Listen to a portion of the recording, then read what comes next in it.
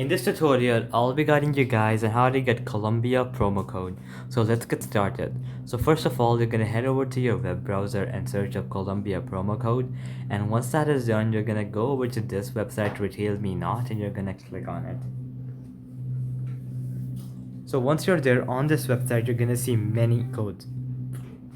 Alright, so the second one is extra 20% off sale. So you can click on it. You're gonna wait for it to load.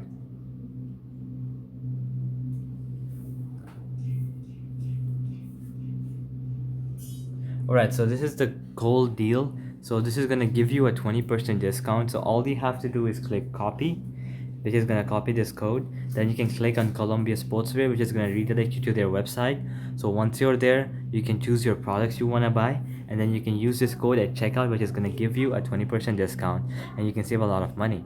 Now let's see a few other as well. So let's say this one, up to 40% off sale items. You can click on that.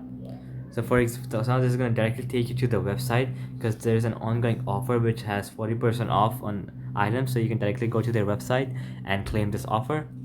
Now I'm going to head to some other website and show you a few more codes. Next, you can head over to Los Angeles Times. This is a very good website as well. You're going to click on it.